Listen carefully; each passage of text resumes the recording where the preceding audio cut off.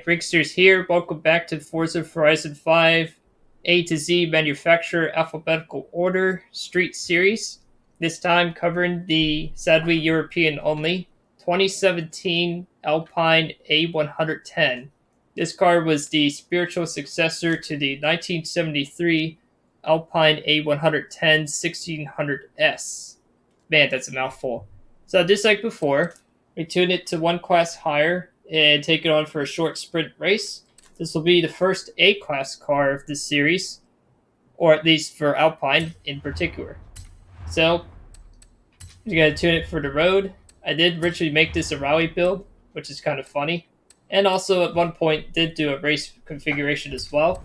So, the parts and cost is not going to be 100% for science.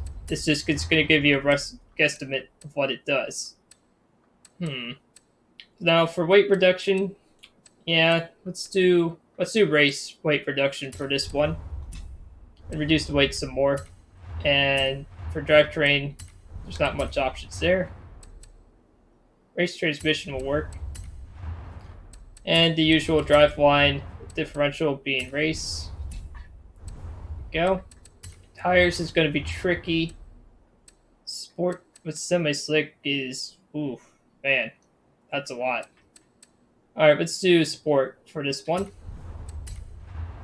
And let's do 225s in the front.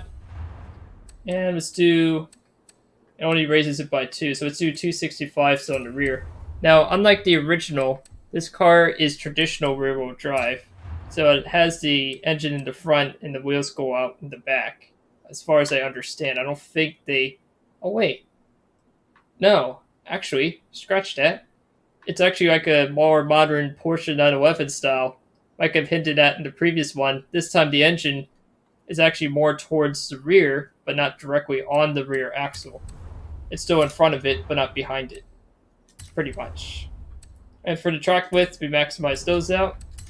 And let's see if we can get better exhaust, hopefully. Yes, good. I always like maxing out the exhaust because it sounds nice. We can increase the power for the race valves, good. We do intake. Yes, can. Good. Displacement. No. Let's see if we can do pistons first. Yeah, pistons is a better bet. Do that. Let's see here. We do displacement. No, that goes to S1. Don't want that. Single turbo.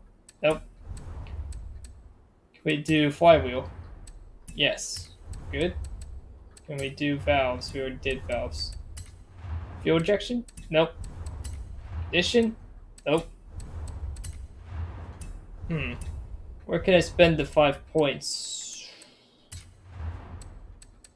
Well, we already did that. Could maybe get better tires? Or is it going to be too much? Yeah, it's going to be too much of a rise. Okay. Guess it can maximize the front tire width as well. That would work. I already maxed out the rear and front track width. Sometimes that increases it by a few points. Differential is good. Just check to make sure everything's all set together. Yep. Okay. Alright, so granted, this is probably going to be about 30 to 45,000. Usually each class that you tack on like 20 to 30,000 when you buy all these parts.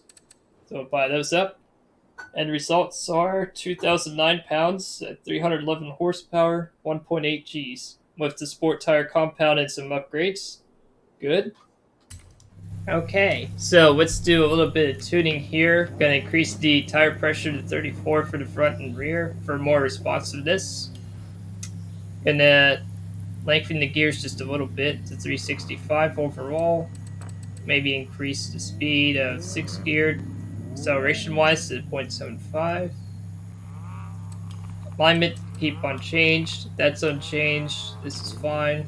It's good. Good. And deceleration decreased by 5%. Reason being that I don't want the tires to lock up all the time when I'm under braking. Sometimes the default tuning for race tune above B class for rear-wheel drive cars can be overwhelming, even if you have ABS on. So that's just the way it is, so let's get started.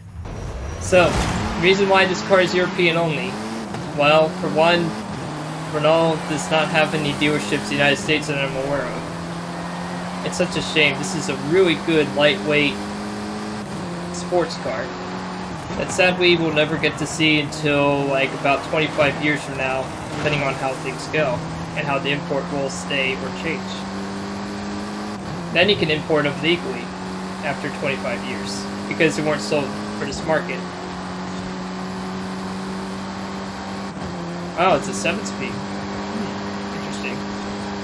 Yeah, sometimes the race transmission does add an extra gear or two, but I think that's actually what it had in real life. I'm not 100% certain on that last part, but very certain that it's usually the case. And that's fine. As for the car itself, well, it has more power and it's easier to drive. And this is also the first A-Class car of this A to Z Street series. I think this is a pretty cool and fun project I've been doing for the past couple episodes, because I haven't seen anybody really do something like this before, or at least attempted to do. Maybe they did, maybe they didn't, but I find it to be fascinating. To be honest, the goal is just to do a very condensed, short review format, because that seems to be what people like these days, and I guess that's fine in some situations. Personally, I'm more of the type that likes longer content. And let's get to hear that engine sound inside the cab. This is what it looks like without the wheel.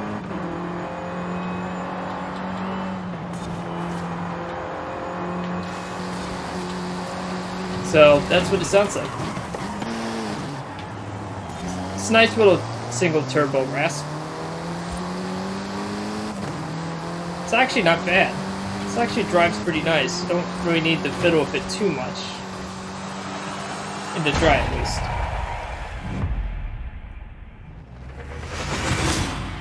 Okay, so a time of 2 minutes 10.33 seconds.